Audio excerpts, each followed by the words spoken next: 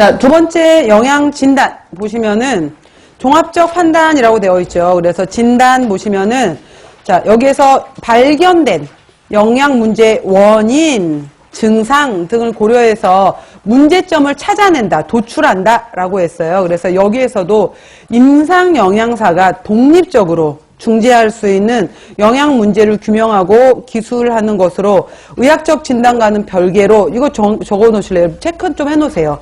영양 영역에서 임상 영양사가 하는 거예요. 이쪽은 의사하고 상관없이 영양 영역에서 현상을 진단하는 것이다 라고 했어요.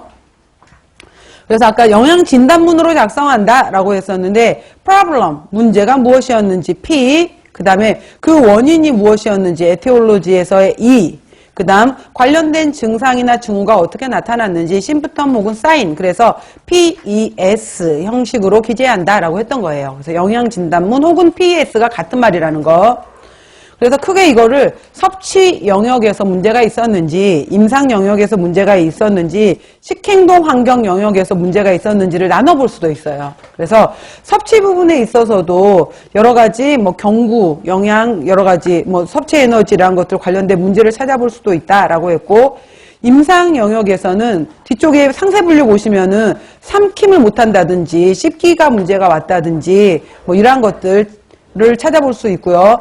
환경 영역에서는 이 사람이 음식에 대해서 절대 뭐 먹으면, 예를 들어서 실제로 그 최근에 이제 노인 인구가 많아지게 되는데 그 어르신들 같은 경우에 문제가 되는 것 중에 하나가 그 이상지질혈증 고혈압 때문에 단백질, 고기를 먹게 되면 지방 섭취가 너무 많아 라고 하게 되면서 고기를 단백질 원으로 생각하는 것보다 오히려 고기를 포화지방, 여기에 너무 꽂혀 계시는 거예요. 그래서 고기를 아예 안 먹어버리는 경우가 굉장히 많아요. 그러다 보니까 오히려 단백질 부족으로 인해서 이제 더 많은 면역력 저하가 더 문제가 되는 경우가 많거든요. 그러니까 그런 식으로 이해를 잘못하고 계시는 거예요. 그래서 무조건 채소만 좋다더라 라고 하는 건데, 여기에서 여러분들 왜 그거 있잖아요. 우리가 대사증후군 이야기할 때 의외로 그 시골에 계신, 시골에 주로 이제 우리가 평균 수명이 여자분들이 굉장히 높잖아요. 한 8살에서 10살 정도. 그래서 여자분들이 한 83세 정도를 우리가 평균 수명으로 보게 되는데, 그 혼자 사신 할머니들이 그렇게 이제 대사증후군 환자들이 많은 거죠. 그래서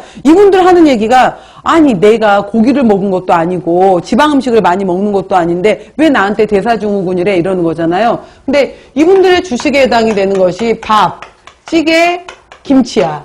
그러다 보니까 탄수화물 과다 섭취로 인한 복부 비만이 나타나요. 그래서 이제 이미 허리 부분에서 복부 비만으로 나타나잖아. 그 다음에 폐경 이후에 에스트로겐 호르몬 이후로 복부 비만에서 하나 체크. 그 다음에 찌개 김치로 인해서 나트륨 과다 섭취로 인해서 혈압 부분에서 130에 85가 넘어가는 부분에 하나, 뭐 이런 식으로 해서 이분들이 체크 되는 거예요. 고기 종류를 많이 먹지 않았음에도 불구하고. 그래서 이게 이제 이분들이 잘못 알고 있는 것들이 굉장히 많기 때문에 많이 드시라는 것이 아니라 달걀 종류든 두부 종류든 그 다음에 뭐 생선 종류든 그 다음 고기 종류에 해당, 고기도 양념 이런 거 하지 말고 가능하면 날골로 구워서 드시라, 이런 식으로 해서 이제 그런 교육들이 굉장히 필요하거든요. 단백질 섭취에 대한 이러한 것들이 들어가게 되는데, 바로 이제 이러한 환경, 행동 이런 데서 잘못 알고 있는 것들도 굉장히 크다라는 내용들이 있다라는 거.